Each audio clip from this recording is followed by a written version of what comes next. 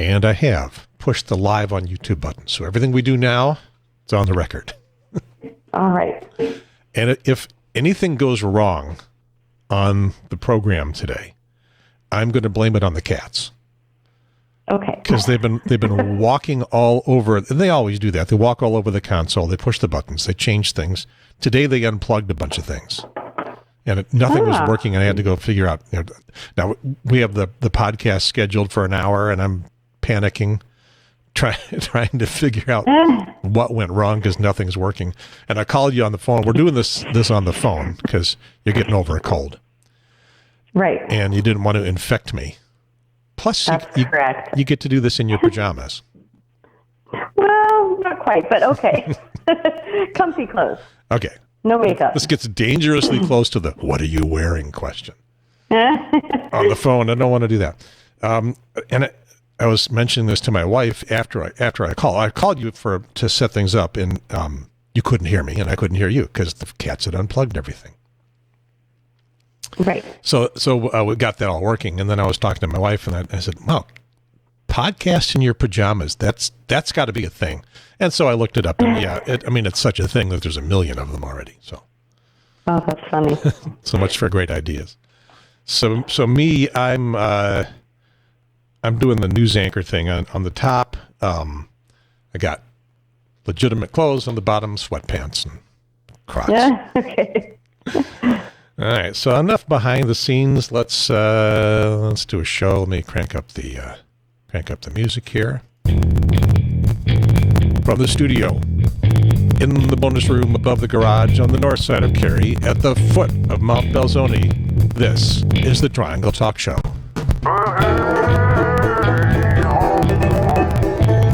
And we are up at episode 71. November 4th, 2019. This may be the episode for November. I think I may be able to squeeze one more in, but November's got so many things going on. Not going to have much time for more podcasts. Episode 71, November 4th, 2019. I voted. Or did I? I mean, I did a couple of weeks ago. Sometime earlier in October, I didn't bring it up. I got the little I voted sticker, but the question is, did my vote go anywhere? And here on the phone is, not them. First of all, I'm Gary Pierce. I'm still a septuagenarian. I'm 70 years old. And on the phone is Lynn Bernstein, returning to the podcast to talk about voting. Welcome back, Lynn. Hi, Gary. Thanks for having me. Glad to have you back. And again, you're for the audio audience that won't hear our YouTube banter. You got a cold, just getting over a cold, so I've got you on the phone, and just a still picture that I stole from the previous episode that you were on. Okay. So people can see what you look like. The video audience, the audio audience, they don't care. And a new title for you: Transparent Elections NC. It's something you're getting started on, right? Right. I'm setting up a nonprofit organization here in North Carolina because I firmly believe that the more transparent our elections are, essentially the more we can have more confidence in them, and voters have more confidence in a transparent process than a process that is non-transparent. All right. When last we talked, well, for one thing, you were here representing League of Women Voters, and today you are not. Correct. Yes, I do. I do work with the League of Women Voters still, and sometimes I represent them. And today I'm here representing my own organization. With the League, we have to be very, very careful to be nonpartisan, despite whatever views we may have, and a lot of it has to get approved, what you say or print or publish. So since I'm here on behalf of my own organization, I can pretty much say whatever I want. And they let you do that. It's not like you're fighting against them. Just exactly. Oh yeah. No, I mean, my organization and League of Women Voters, we have, essentially we're pretty much aligned on, gerrymandering, voter ID, transparent elections and so forth. So yeah, I mean, my views and my platform are not really any different than the league's. They have many irons in many fires, and this is your iron and your fire. That's correct. Yeah, I mean, voter suppression is a major problem here in North Carolina, and I don't focus on gerrymandering or voter ID. I think there aren't a lot of people focusing on the tail end of the election. So what happens once people get in line and get their ballot or get checked into a machine? And so I'm sort of focused on what is happening with that end of the process and the audit process. But you say that, and when we were talking about this before, the idea was, well, gerrymandering is getting the headlines. Other voter issues have got people's attention, and this voting machine thing, maybe not so much. And before I go any farther, I guess go back and where we ended up the last show. The North Carolina Board of Elections was going to decide what kind of machines they were going to certify. And that is correct, yeah. And they did decide that back in August. Yeah, you had your preference and what you preferred, and what as I understand, now let me see how good my memory is. You wanted paper ballots that had some sort of ability to leave a trail that you could audit. You have better words for this.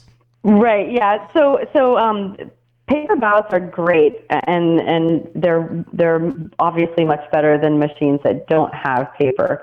But what I'm advocating for is what the experts are recommending, which is hand-marked paper ballots. Okay, hand-marked paper ballots. That's a bit of a different, yeah. And then some kind of a trail, some kind of auditing.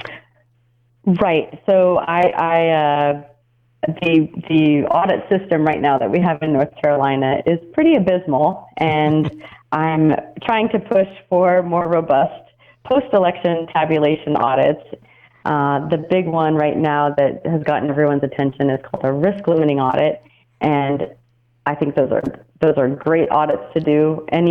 Pretty much anything we do would be an improvement in North Carolina. Okay, risk-limiting audit was the verbiage that I was trying to remember and wasn't coming. Right. To me. So, yep. And so I remember going into that show, I was thinking when I first moved to North Carolina and left the mechanical voting machines behind that I remember from my youth, and I don't really remember what very many voting machines were like in between. But I remember getting here in Wake County and filling out these little ovals with a pen and going, that's pretty low tech. Can't we do better? Right. And right. You talked me off the ledge and said, well, that seems cool and all, but no, it's really not the best system. It's really the low-tech paper ballot system is safer. And, yes. and I'm a convert, I understand. So now we're at the idea that, yeah, okay, so we need that, but everything else has got the attention. The gerrymandering especially, that's got all the attention. And, the paper ballot, the voting machine thing, just doesn't seem as sexy. Right. I think people are starting to talk about it more, though. Well, until last night. And last night, you got the world's biggest bump from John Oliver on his last week tonight. And let me see if I can get, I can't play very much of this, but last night, this is what John Oliver was doing, and it's available for everybody to play on YouTube. But before you vote, which you absolutely should, it may be worth asking, how much do you trust the system that counts your ballots? Because the truth is, many of us don't know the first thing about how our votes get counted. When you cast he's your talking ballot, to some folks here about that. They're getting it right. That they're getting it right? Yeah. Oh, well, isn't that their job to get it right? Do you trust that your vote is being recorded as intended? What do you think? I think so. What are you basing that on? How do you know that they got it right? Well, I'm sure they did. Well, What are you basing I'm sure that they on? did. I don't know. They put it in the machine. I have to assume they're going to read it correctly. Okay, so I would love to play more of that, but I risk getting takedown from CBS and YouTube or from HBO and YouTube, and I don't really want that to happen. So, but it's about a 15-minute show, and it's all about right in your lane, hand-marked paper ballots. I saw that come up on my YouTube recommendations, and as I was getting breakfast ready this morning and feeding the cats, I don't know why I feed them because all they do is destroy my studio, but I feed them anyway. I was, and I saw that come up, and so I got to watch this. And I was thinking, maybe Lynn's on it. You weren't on it. No, I was not on it. You should have. You should have been. I did see it. Okay. So we've gone from, maybe this isn't the sexiest thing. Maybe not everybody understands this to it is now out there. It's, John Oliver doesn't get bigger than that. Right. It's going mainstream for sure. Okay. So, do we need to even do a show? I think we do, because elections are different in every state. And in North Carolina, pretty much everything that he touched on, we have a problem with. But I can help explain a little bit better in more detail and answer your questions, and then also give some action items that people can do to help North Carolina with their elections. Okay, so you guys out there, listen to this show and then go watch John Oliver. I'll put a link on the Triangle Talk Show website, but you can just go to YouTube and search up John Oliver Last Week Tonight. It's the most recent show. And you don't need HBO to watch it. They put it legitimately on YouTube. It's not somebody sneaking the video and putting it up there illegitimately. You're watching bona fide Last Week Tonight stuff. And I love John Oliver. Not enough to get an HBO subscription, but I love it. So again, as we were wrapping up the last show, we were talking about what kind of voting machines North Carolina Board of Elections could certify. And did they disappoint you, or did they make you happy? Well, it was very disappointing. We were so close, I think, to getting hand-marked paper ballots for our state. We could have really set the stage and really had an example for the rest of the country. We got a new chair about a week before that vote took place. And unfortunately, it seems to those of us who went to that meeting and spoke out against the machines, that they did not really do their research on that, despite the fact that everything that they were given said hand-marked paper ballots. And we posed the question to the chair and said, well, what can you cite any computer scientist who would recommend these machines? Show us what you based your decision on. And we got nothing in response to that, just a vote for essentially the barcoded ballot machines. And so essentially once the state certifies a machine, then any county can go ahead and purchase that machine. And so they've certified the express vote, and a lot of counties have chosen to go with that. The counties that were paperless DREs have chosen to go with that. There are a few counties that decided they wanted to go with hand-marked paper ballots anyway, which was fantastic. But the other thing that happened shortly after that, which is probably even more concerning, I would say, than the barcode ballot machines, is that the system versions that the state put out and told the counties that they've been certified and that they can use, the tabulators, the scanners that, read those bubbles that you fill in, those have wireless modems. And oh, no. Those machines have not been EAC certified. So we're finding that the North Carolina State Board of Elections, they've pretty much gone rogue. They're ignoring the laws that were put in place in 2005 and pretty much just doing whatever they want, and are refusing to respond to any public records requests or answer any of our questions. So we're kind of in a crisis, I would say, with our State Board of Elections right now. So you said that you didn't think they did their homework. I suspect they did all their research and made a decision based on something besides what's best for voting in North Carolina. That's what it sounds like to me. Yeah, it did seem like the chair came in with some marching orders from somebody, but I have not been able to figure out where those marching orders came from, because essentially 30 people showed up for that meeting and spoke out against the machines, and a lot of them, some people even came in from out of state. Experts came in from out of state to plead with the board to not certify the machines. And then there was one person in the room that wanted those machines and talked about those machines, and that was a vendor, one of the vendors. The person who sells it.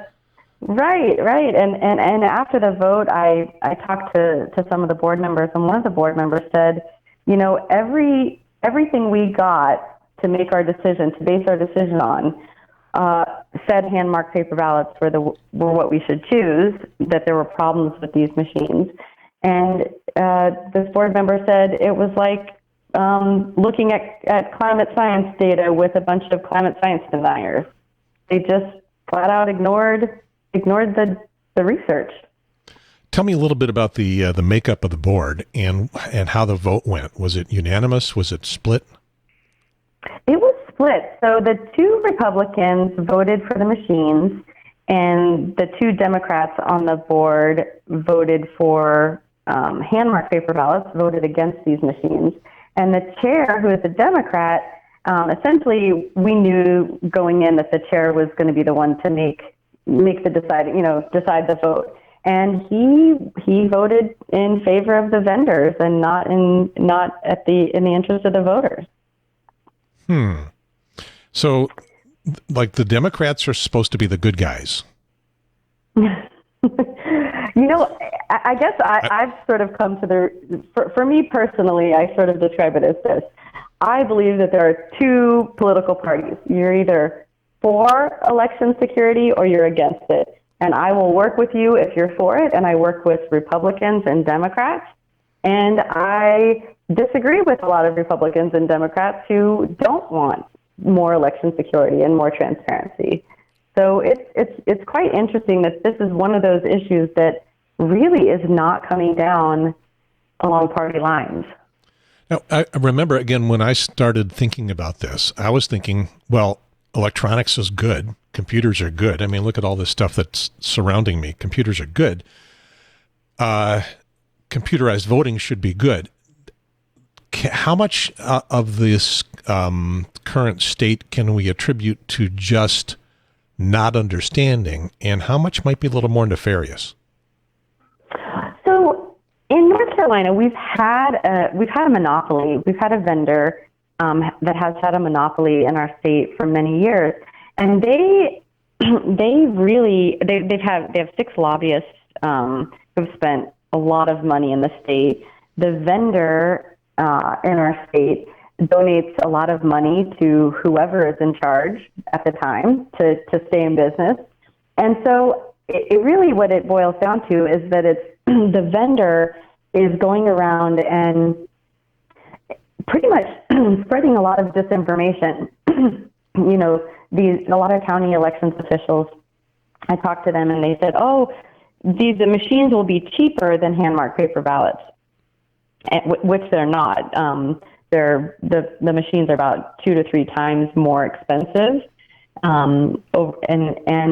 So, I asked where they were getting that information from, and some of them said from the vendors. And so months ago, I wrote the state board and said, hey, there's an issue here. There's a lot of disinformation, and it's incumbent upon you guys to correct this information and put out, good information for the counties to make decisions on.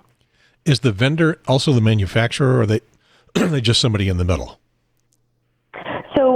So the vendor is the manufacturer, except, a lot of these are a lot of the parts are manufactured in China and in other places, which in and of itself is an issue. But our state has one sort of certified vendor that's allowed to sell machines in our state for that company. And they've had a monopoly in the state for years. Yeah, it's okay with me if you say who they are. We don't have to keep them secret. They are very sue happy, and I know several advocates who've received nasty letters from them threatening to sue them if you say anything negative about them. And so, I try to be very careful, but the truth is they are not looking at in the best interest of the voter. And their company, in fact, they have a hand-marked paper ballot system that they sell, and I actually like their system, the auto mark that they make. I think it's actually the best ballot marking device out there, I think. But they have a lot of influence and power in our state and actually around the country. Okay. And we are not sure how they come by that. Well, we say trying not to get sued. Yeah. Right. I think they come by it by, making a product and having a lot of lobbyists and, essentially selling it. Whether what they're selling is whether what they're saying about the product is true or not. So who makes the machines that we use here in Wake County? And I think the same thing in Durham County, or do they use something different? They also use Durham County and Wake County. We use ES&S products. In Wake County, we use the hand-marked paper ballot for most voters, and then the auto mark for the disability community. And then we also use ES&S's system for counting our votes on the scanners. And that's where I've sort of uncovered a major issue, which John Oliver talked about, where the state says, oh, these are never connected to the internet, but the system that they've told counties that they can use has the wireless modems. And I've talked to our Wake County elections director and asked him point blank a yes or no question, do our scanners have wireless modems or not?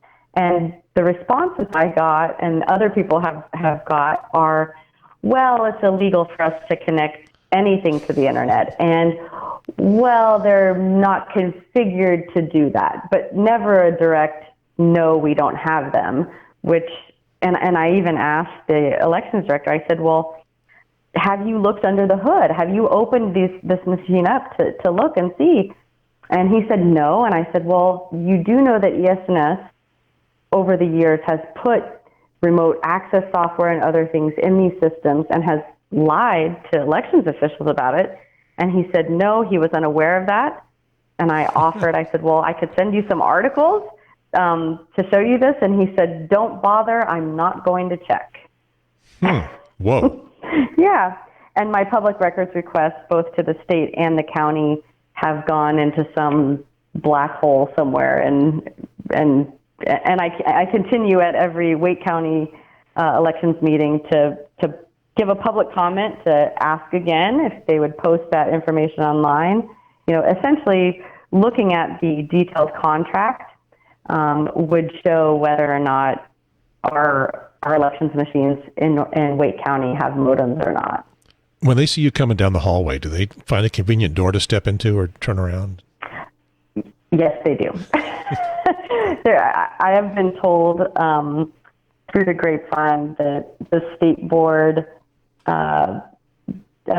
elections director, executive director, has sort of unofficially told many people in her staff to not respond to me and other advocates, which is illegal.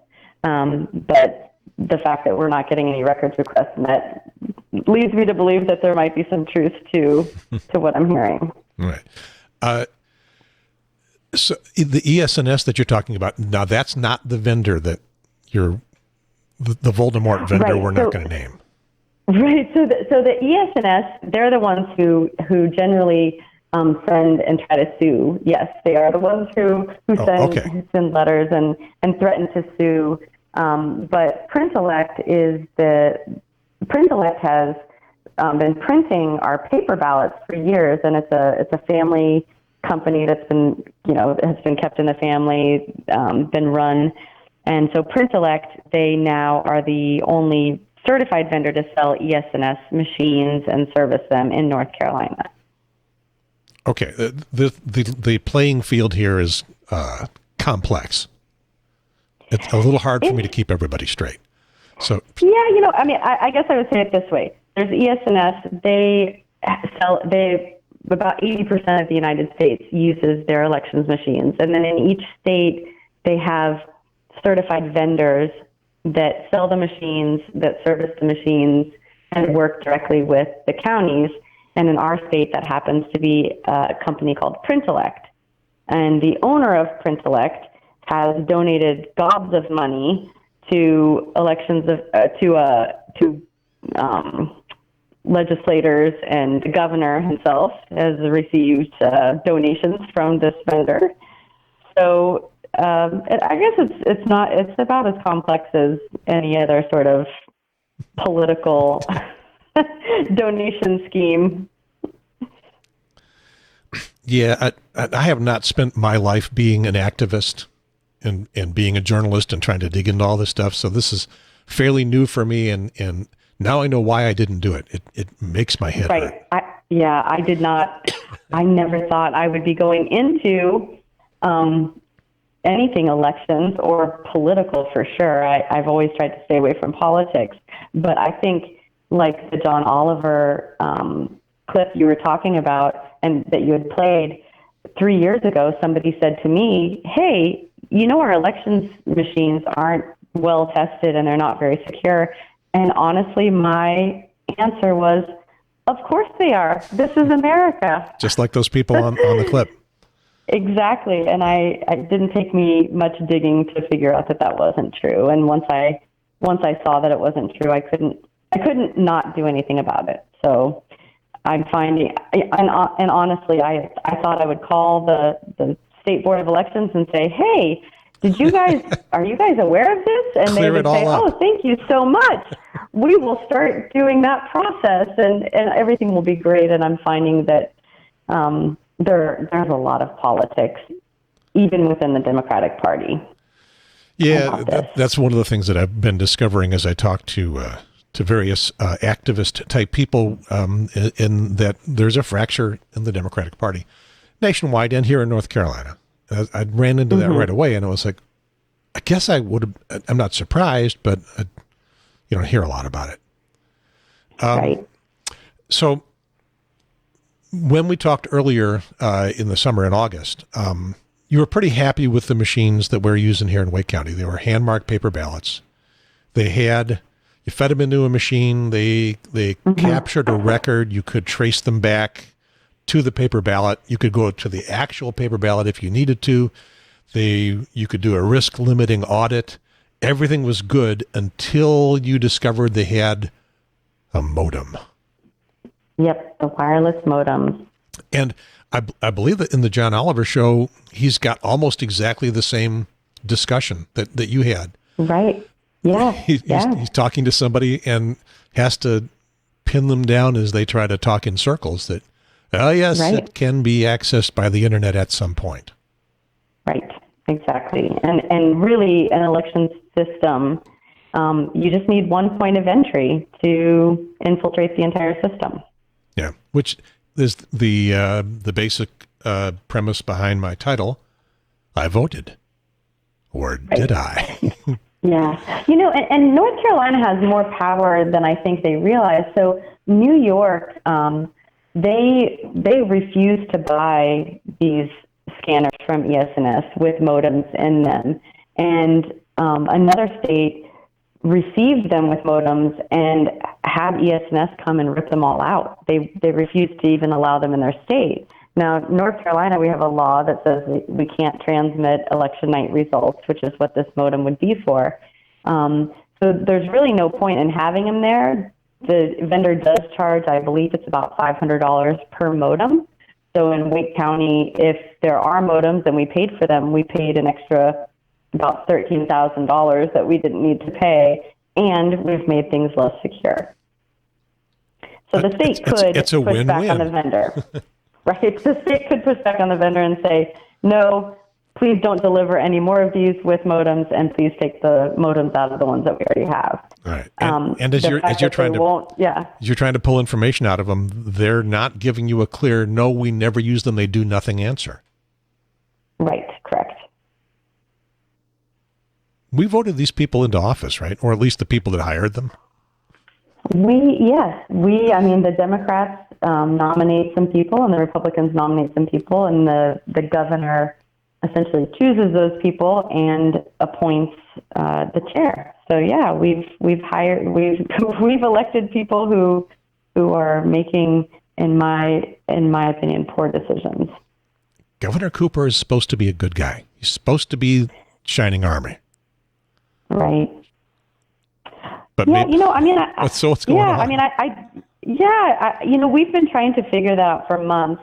And, if he doesn't want there to even be the appearance of a conflict of interest, he shouldn't be taking donations from Printellect or from the owner of Printellect, which is how they do it.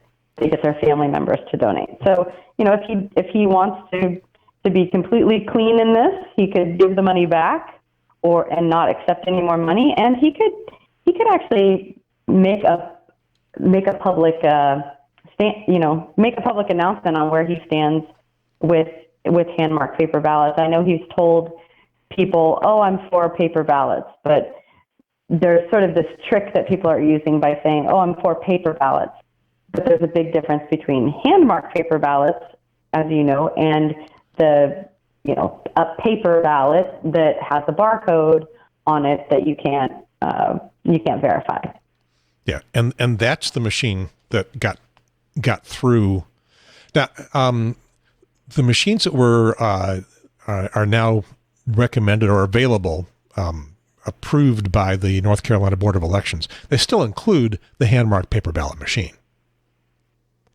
They do, yes. Yeah, so counties have a choice. They can use, and Guilford County went ahead and did that. Union, Oslo County, they all chose the AutoMark. They essentially chose the version that we're using here in Wake County. Yeah, so they're good. They just got that stinky little modem in them.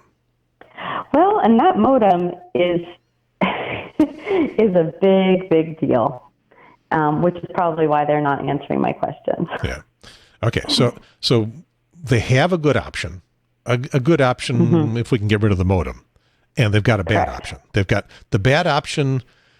You mark something on a computer screen. Let's see if I got this right, and it prints out a ballot. It prints out a paper ballot, which would be good, except that the part that the computer uses to read what's on that ballot is a barcode that a human can't read.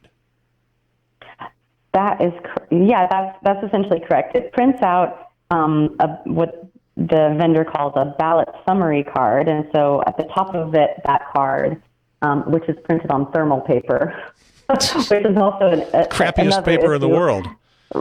Right. It does fax fade. So it's like a typical store receipt, and as you know, store receipts fade, and as do these cards. But it has a barcode, some series of barcodes at the top that is supposed to represent your vote, and then it, actually in small enough letters that my mother-in-law couldn't really read them well, just a list of who you voted for. When you put that into this tabulator, what gets counted is that barcode. One of the interesting things is, we kept asking the state over and over again, they have to have a procedure for auditing, and that procedure is supposed to be, the public is supposed to be allowed to see that procedure. And it was clear as of a couple of weeks ago that they did not have that procedure in place. But finally, on November 1st, they put out a procedure because we wanted to know, well, in the event that an audit, shows that the barcode maybe doesn't match the printed list, then what happens? And so essentially what they're saying is the official vote is the list of names, but that's not what the machine reads. The barcode. So it's almost as if you're counting something that isn't actually considered the vote, the legal vote. So it's kind of strange, and I don't think that they've really put enough thought into what would you do if the barcode didn't match the list of names. In that case, the ballot marking device, essentially that express code, would be called into question, and you'd most likely have to run a new election. Yeah. Whereas if you had hand-marked paper ballots, and for some reason the scanner, was hacked or malfunctioned in some way, you could still salvage that election because you know that when the ballots were marked, they were marked properly. You're probably getting a lot of, don't worry about it, everything is going to be okay. Yes, that's what I keep hearing. Well, if it happens, we'll catch it in an audit. And my response to that is, okay, let's go down that road. Let's talk about that. If that happens, what would you do? Okay. And, honestly, they would have to run a new election. And once again, the less preferable machine, the one that seems to make me happy because I'm touching things on a touch screen or doing something on a computer. It's going to print out something, and I don't care what happens after that because that's their job to get it right. Mm-hmm. Not only is it the worst machine, it's more expensive. It's way more expensive. And I guess I have an engineering background, as you know, and from an engineering standpoint, I have to You're a rocket scientist. Yeah. Right. I do aerospace engineering and a lot of testing and processes, and so this stuff is kind of right up my alley, just a different application. But I have to ask, and this is what you ask when you design something, what problem are we solving for, right? What problem do hand-marked paper ballots present that we need a machine, an expensive machine, a hackable machine, to mark our ballots?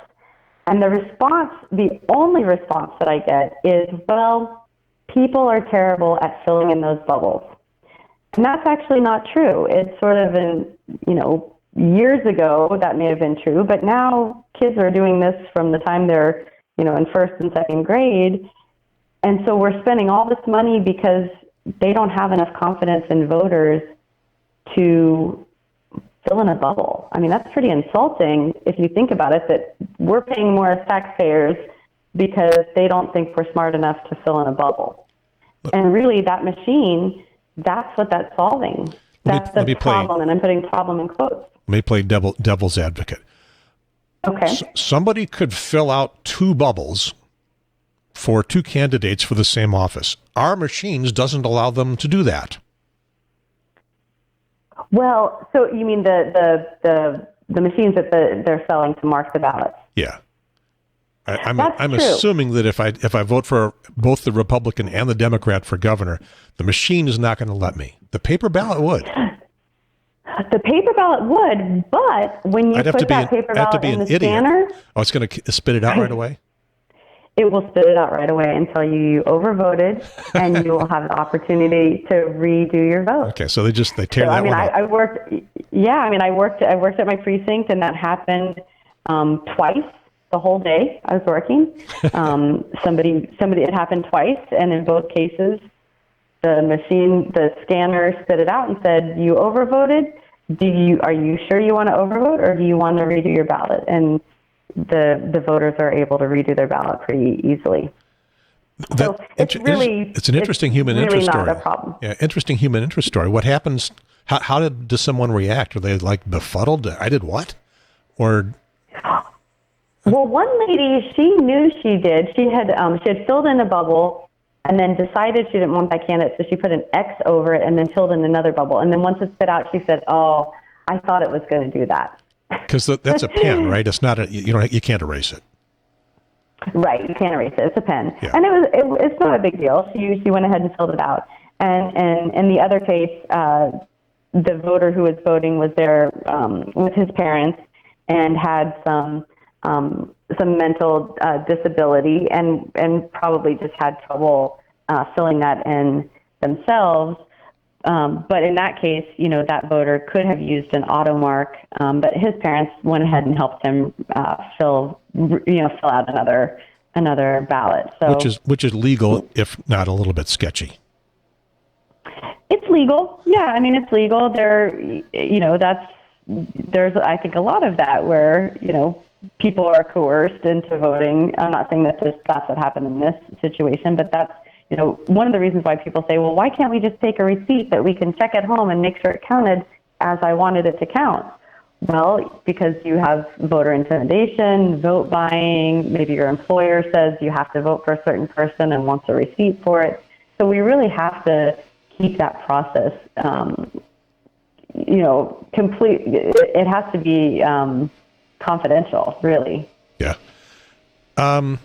So if just for voters' understanding of how to do things, if you do mark your ballot wrong, you have to. You can tell the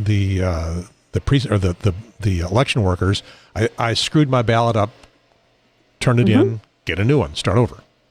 You can do that. I've never done that. I'll probably feel weird. Can I do that? That is absolutely the procedure. If you mark something wrong and you look at it and say, "Oh man, I didn't intend to do that," either voted for somebody correct. I didn't intend, or no, it looks like I marked two people for. Some of our offices are confusing because it's a vote for three. Right. Yeah, I mean, you can do it as many times as you want. There's no limit to the number of times you can screw up and remark your ballot. And poll workers, we're understanding that happens. It's not something you go do every day, and so people are bound to mess up. Yeah. Do you have any help? Anybody else out there fighting this battle with you? Right. So there's another organization in North Carolina right now that is doing a lot of great work, and I've been working with them, and that's Coalition for Good Governance. A woman, Marilyn Marks, she's been leading the legal fight in Georgia, even though she lives in Mecklenburg County. She sort of looked at our laws and said, well, North Carolina has some of the best laws for certifying election equipment. Our laws are probably one of the more robust laws in the country. But what she wasn't aware of until this past August was that the board was completely ignoring those laws. So she's doing a little bit more work here in North Carolina, but in Georgia, she's also doing work in Georgia. That's one of the interesting things that's come out of Georgia that North Carolina needs to take a better look at, and that is, with these ballot marking devices, they say, well, you have to tell people to verify their ballot before they put it into the scanner. And so what her organization did is they hired a bunch of people in this election that's going on right now to go and observe and see how many people were actually checking their ballots. There were posters up that said to check your ballot. There are poll workers there telling people to check their ballot. And what they found is 100% of people did not check their ballot. Did not check their ballot. Did not check their ballot. So they could not find, they could not find a single person who did 100%. Yep. We're lazy. So, when you mark your ballot by hand, and this is what I tell people, you are verifying it as you go, unless you're just blindly, putting bubbles in places. You're verifying it as you go. So it's really not an optional step. It's part of the process that you really can't avoid doing. You can't really avoid checking that. So and I guess the good news is that 2/3 of North Carolina, we use hand-marked paper ballots to mark our ballots. Bad news is the scanners have modems. I will keep fighting that fight. And then, I guess one more improvement that North Carolina could make would be their audits. And I've tried, I'll tell you this story is kind of an interesting story. The October election that you had talked about, where you had voted in the October election, after the election, they're supposed to pick 2 precincts at random in each county to do this hand-eye audit with. And that's a very small amount, so that's pretty poor. But I wanted to make sure that those precincts were really being picked at random, because in other states what they do is they roll 10-sided dice in public, and so they use those numbers, and it's called a seed number. And then that seed number goes into this algorithm in a computer program that randomizes things. But the seed number is the part that you prove to the public has truly been picked at random. And so I had kept asking, when are they going to do this dice roll? When are they going to pick these precincts at random? And after the past election in October, on election night at about 4 o'clock, in election day about 4:30 or so, I got an email saying, we're doing this at 9:30 the next morning, and you can view it via webinar. And I went to the webinar site, and I thought, well, I don't like this idea that I'm having to register and put my name in, first of all. People should just be able to look at it live streaming somehow. But one of the things that this webinar site touts is that they can pre-record webinars but make them look live. Perfect. And I thought to myself, well, I'm going to go down there. I'm going to go down there and watch it live, because it's supposed to be a public process, and I'm a public citizen, and I'm a voter, and I'm going to go down and watch it live. So I went down to the State Board of Elections, and I got there at about 9:15, and I went to the front desk, and I said, I'm here to watch the dice roll. I'm here to see this process. And the woman, she kind of looked at me, and she said, I didn't know that was going on. And she made a phone call, and I can hear her talking, and she says, Oh, it's not done here? Oh, it's done somewhere else? Okay. And so she gets off the phone and she says, please sit, somebody will be out and talk to you in a minute. So one of the lawyers comes out and she says, you can stand over the shoulder of this, the person who's going to be doing this and watch. And of course, like you said, they duck into doorways when they see me. So she wasn't too pleased to see me, I don't think. And then 10 minutes later, 2 lawyers came out and said, well, they're having problems with the random generator, the program. They're having issues with it, and that it's been postponed till 1 o'clock that day, till later in the day. And I said, well, can I talk to the person who, I know this person who, I've talked to him before. And I said, can I talk to him and find out what the problem is with this random generator? And they essentially told me that he wasn't there yet, and they hadn't seen him. And I said, well, wait a second here. It's 9:35, and you're telling me the person who's supposed to be doing this isn't here yet? That really doesn't make a whole lot of sense, guys. And maybe 15 seconds later, this person comes from the back office to talk to me. And he says, hey, how's it going? And I said, well, it's I'm a little confused. I came to watch this dice roll, and he says, oh, we don't actually roll a dice for this. And I said, well, what do you mean you don't roll a dice? And he says he wrote this computer program that randomizes everything and picks these precincts at random. And so what I'm kind of explaining to him is, in order for people to have confidence in our audit, in our elections, it has to be a transparent process. And it's super easy to get 10-sided dice and to roll these dice and use that as the seed number. And he said, well, that's not how he's done it. And I said, well, would you be willing to use the 10-sided dice? And he said, yes, he would. He thought it was a good idea. And so I drove to the education store in Raleigh, and I bought some 10-sided dice, and I showed back up at 1 o'clock. And so the idea that the idea behind this is that other states, what they will do is they give the code, the computer code, out to everybody, and then people can run that code on their computer, with the dice. And they actually in other states, they let people who show up roll the dice themselves so they can see that this is an open process. And so he said, well, I've already set it up where, the computer is already selecting, the number. And I said, well, it's hard to say if this is truly random. And he says, no, I get it. I get that it doesn't really prove that it's random. And I trust this person personally, but that's not the point. The point is you have to trust the process, not the person who's running it, because who knows if somebody else is going to, take that job at some point. So he did tell me that for this election that's happening tomorrow, that they will in fact use 10-sided dice for this process, and they're having this dice roll apparently on Wednesday, November 6th at noon down at the Dobbs building. So I encourage everyone to physically go down there. They will be expecting us this time. So I'm going to be there and hope that they can improve that process even a little bit so that they can prove that at least the two measly precincts that they're, auditing have truly been chosen at random. So little baby steps of progress, but I'll take it. See, John Oliver didn't talk anything about this. No, he did not. Good thing we're doing this show. What's the Dobbs building? This is where the Board of Elections is?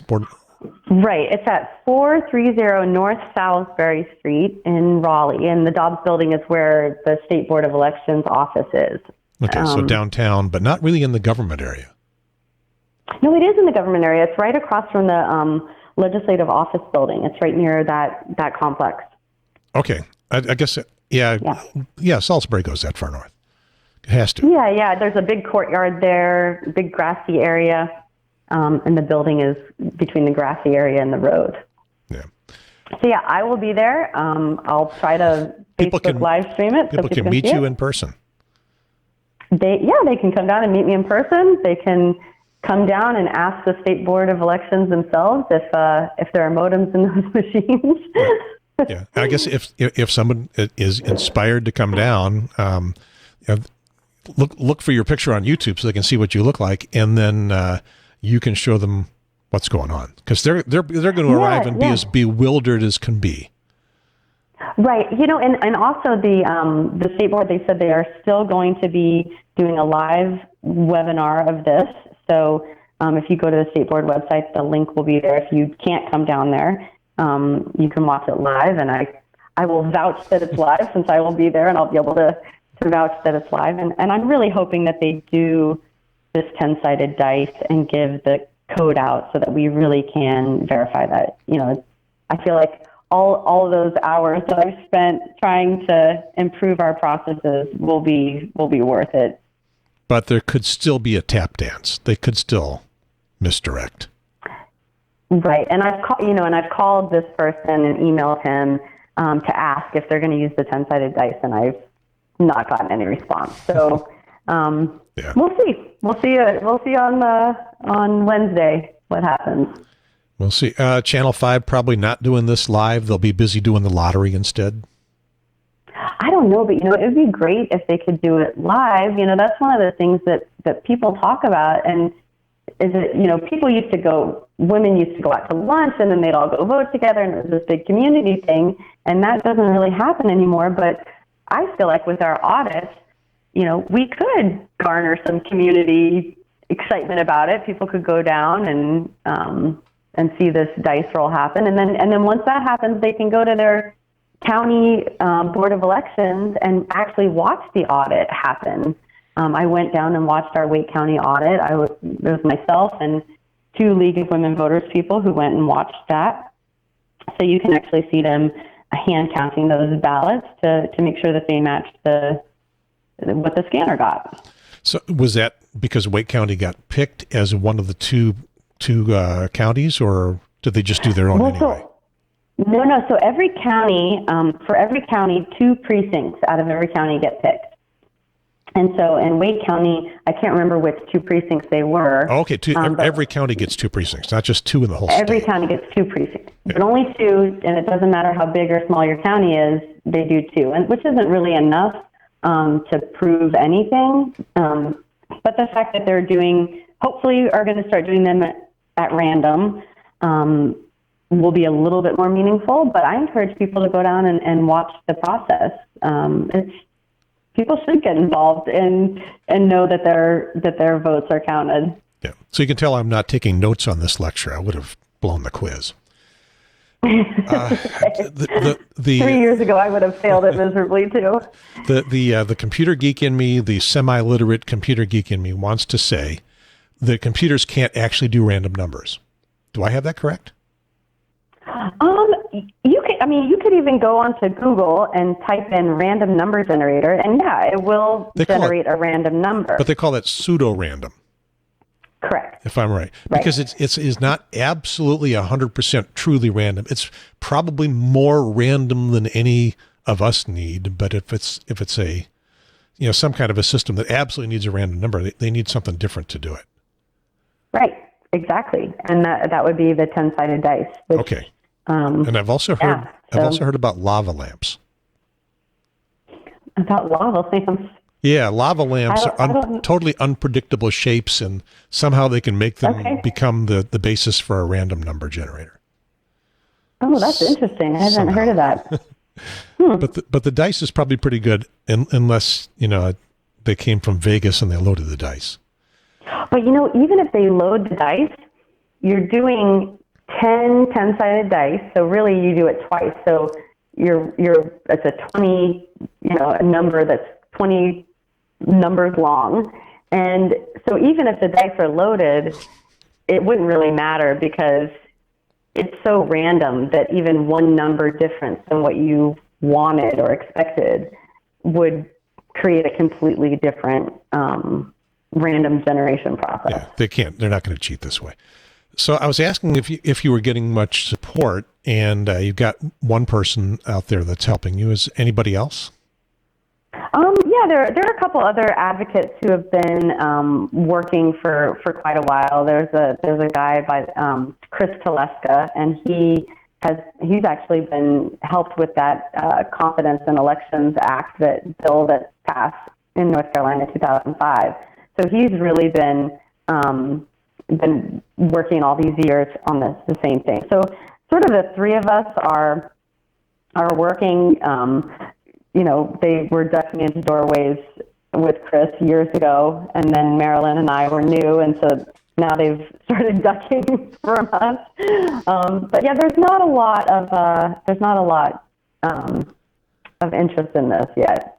I'm hoping that there will be more. How about legislators, or state senators and representatives? Any of those on your side? Yes. So we, the three of us went to our legislators, and in fact, we went to some of the people who authored the 2005 Confidence in Elections Act, and they're very busy with budget and with other things, and they're aware that the state is not following the laws that they put in place, but they really just don't have resources for it right now. So really, the only oversight that our state has is legislative oversight for our state board. Other states, the Secretary of State or state auditors oversee the Board of Elections. But in North Carolina, it's the legislators. And we've gone to the Democratic legislators who are very busy, and this isn't really going to be a priority for them. We haven't gone to the Republicans. At this point, maybe we need to start thinking about that. Should it be a priority for them? It absolutely should be a priority for them. Mm-hmm. I mean, you may be gerrymandering and voter ID. Yeah, you may be in the position where all you have is a hammer. Everything out there looks like a nail. It's the most important thing to you. How divorced can you get from your own from the lane that you have chosen to say, well, where does this fall in the real list of priorities people have to pick? Right. I mean, gerrymandering is a major problem, and voter ID. It's pretty sad how many people that is going to affect. I sort of look at it as, why would you run the marathon if you knew that the last mile you were just going to sit down and not pay attention to? I think it's very important because, the whole process is important. But there are a lot of organizations out there that are really focused on voter ID and focused on gerrymandering. And so for me, this is my priority because I just look around and I don't see that many other people are doing that. I did sort of talk to the Wake Democratic Party, and I said, you're encouraging people to go out and canvass for candidates, but you're not really willing to make sure that those votes are counted and audited properly. That doesn't seem to make sense. And the response I got was, yeah, that's true, but it also seemed a little bit, with the way the response I got was that they were told from somebody higher up maybe to stop talking about this issue. Don't worry about it. Everything's going to be okay. Right. Do you get? Yeah, I mean, it's yeah. Do you get much help from media?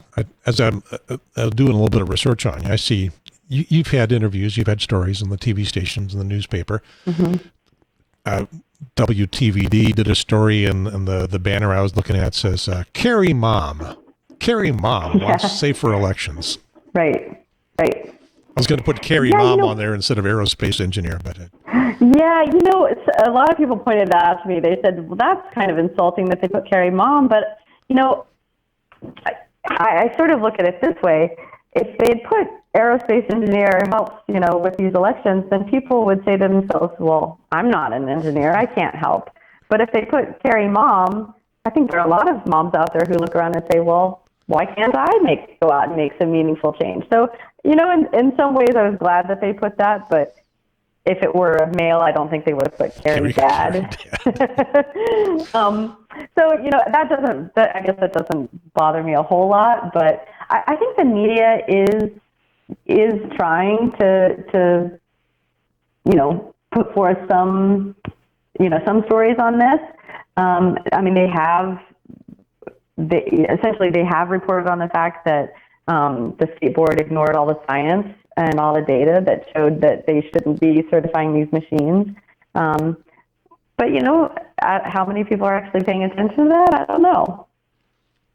Yeah, this is where John Oliver might help.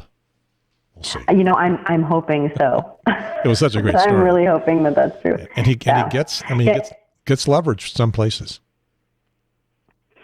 Yeah, and it's interesting that people keep talking about Russia hacking, and while that's true that North Carolina on election night will see pings trying to get into the system from Soviet bloc states and from Iran and from North Korea, localized election fraud is probably more likely to happen than Russia actually being able to get into our system. I think equally, but I think it's easier for them to say, oh, Russia, versus looking around at their community and saying, somebody could have been paid off to do X, Y, Z and connect this modem somehow, or, commit some other sort of fraud. Now, is this 9th District shenanigans we're talking about, or is this other things or just more things? So there are really no federal regulations on ballot chain of custody. So it's really up to every county and state to do that kind of thing. So I'm not sure how much of that North Carolina 09 hearing that you watched, but one of the things that I just could not get over was that so their ballot room for the 9th District is housed in the same building that the VA is housed in. So it's a public building and people can walk around in that building. And the state elections board, when they were investigating, went down and they noticed that across from the ballot room door, hanging on the wall, was a keychain that said ballot room, and it had a key attached to it. And so literally the ballot room key is hanging outside the door, labeled as the ballot room. And so they took a picture of it and they said that was part of this trial. And then they went back a week later to see if anyone was there, see if the door was secured. And that key was in the door. The door was open to the ballot room and nobody was around. And of course they got a picture of that as well. And that was part of the hearing. So ballot chain of custody is a huge security gap that we need to fix. But then there's also that these machines are tested. So, one of the things that the state board talks about is they say, well, we know that these aren't hacked because right before the election, we do a logic and accuracy test. And a logic and accuracy test, all that really is in a certain mode on this certain day, the machine behaves the way that we expect it to. It doesn't say anything about, well, if there's a program that's embedded in there that runs it differently on election day, or it really says nothing other than it's a you kick the tires and okay, the machine's working well. But the people who are testing those machines happen to be the vendor who is selling the machines and who's making the machines. So that really is a major flaw. There's not a big gap of who's testing these versus who's making them, and that's a problem.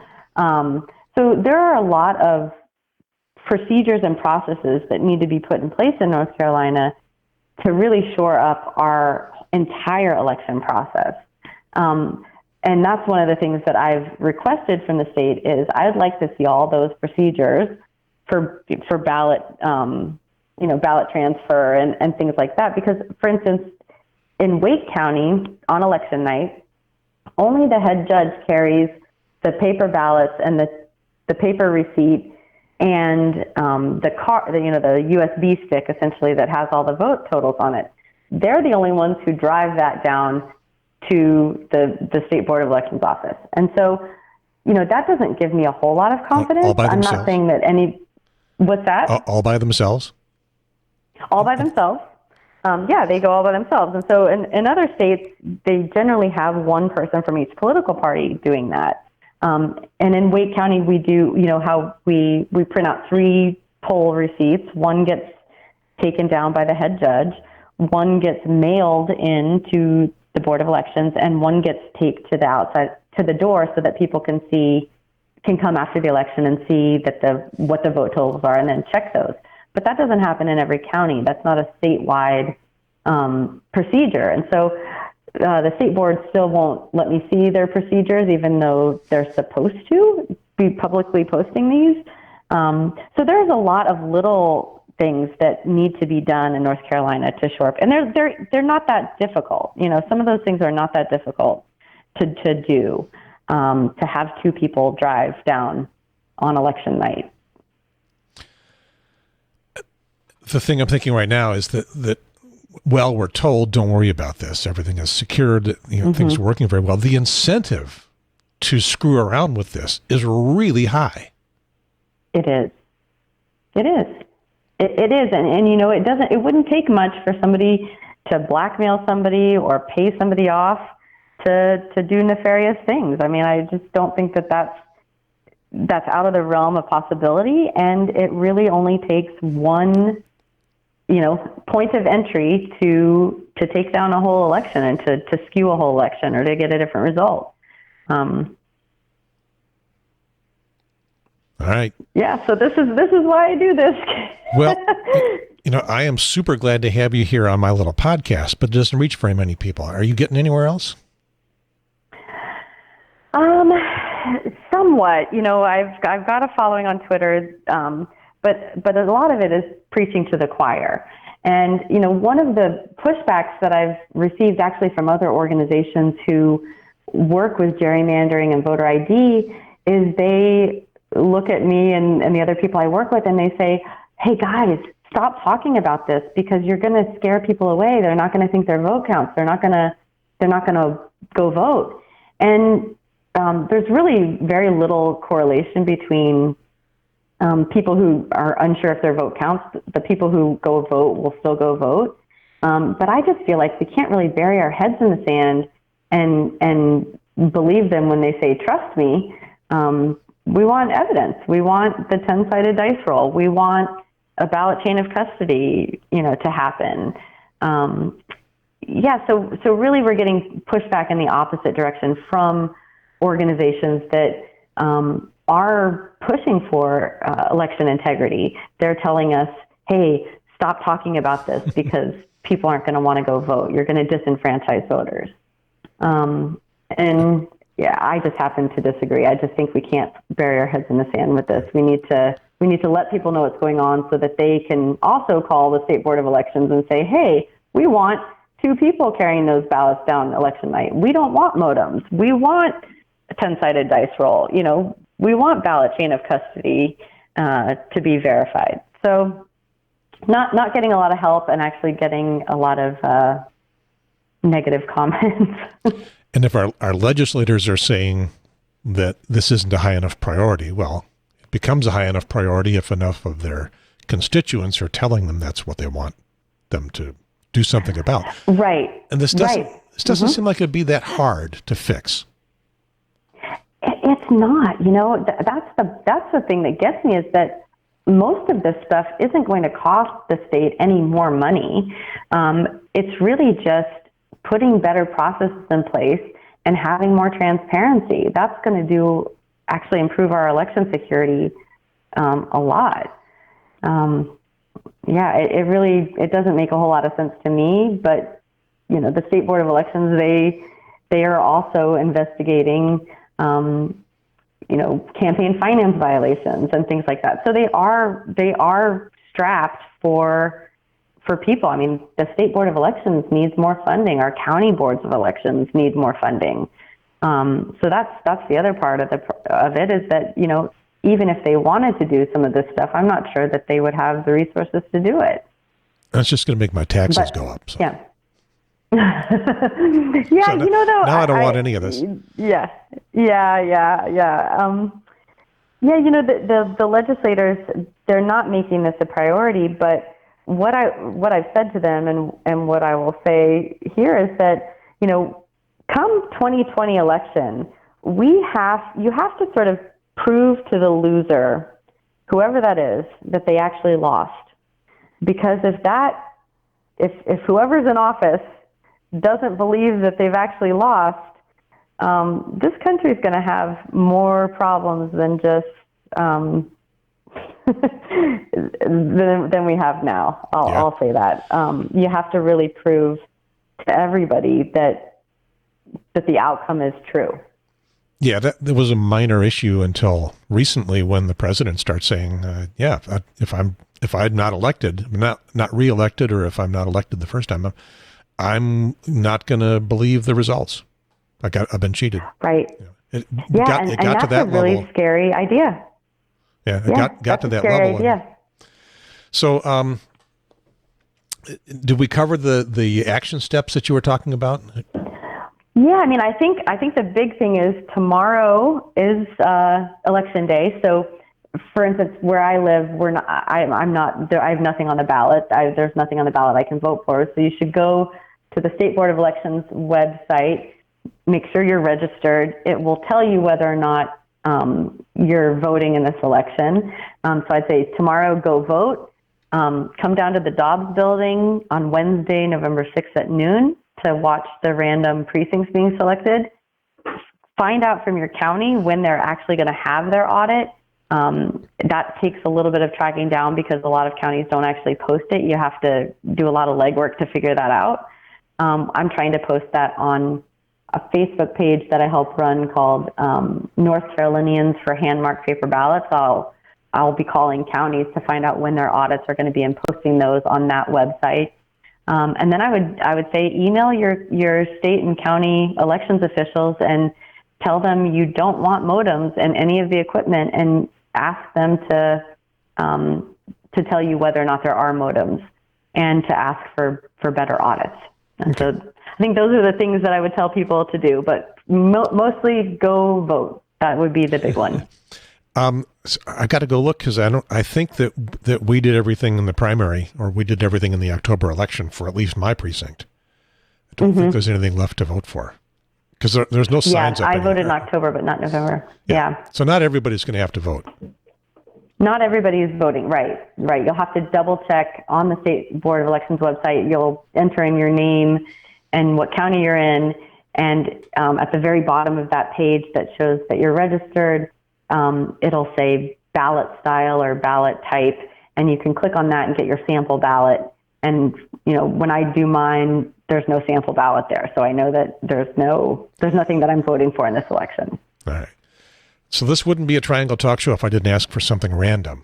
You're not connected to anything we've been talking about right now. Your last name is Bernstein.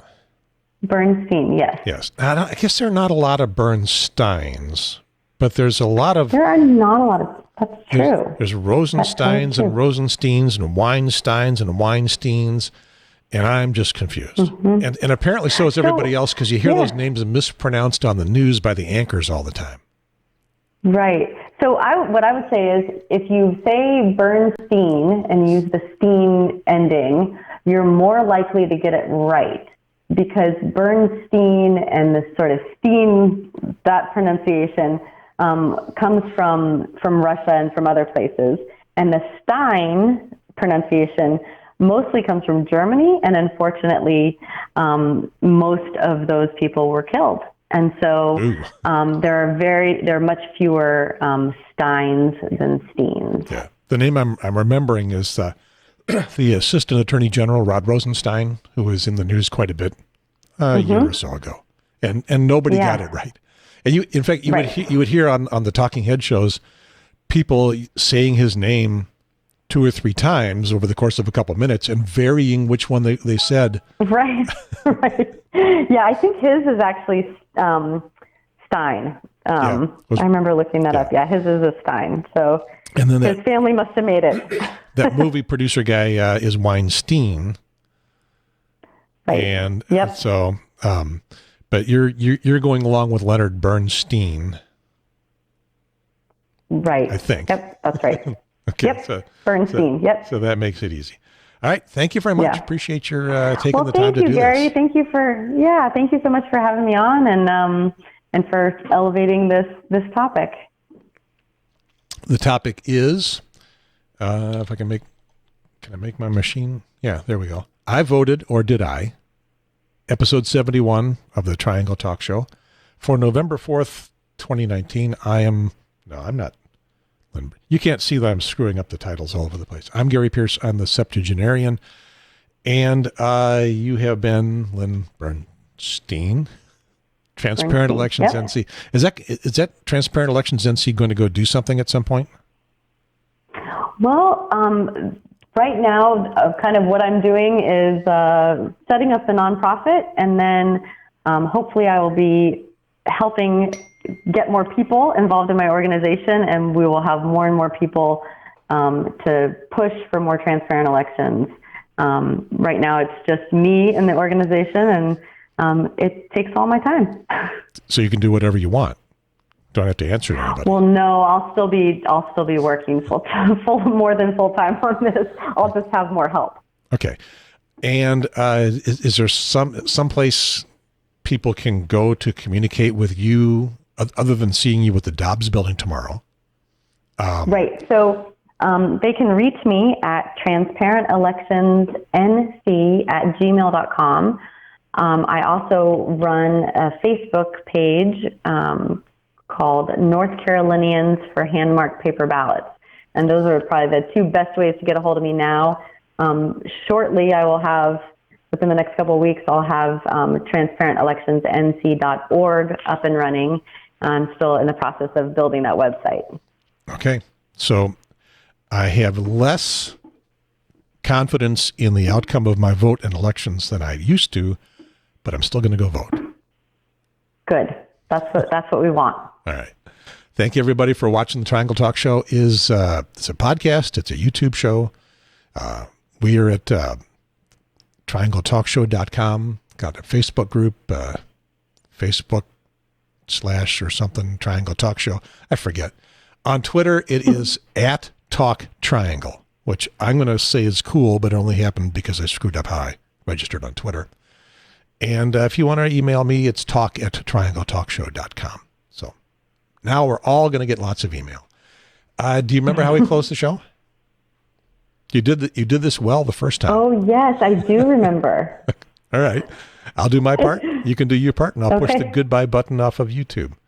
Bye, everybody. Over and out.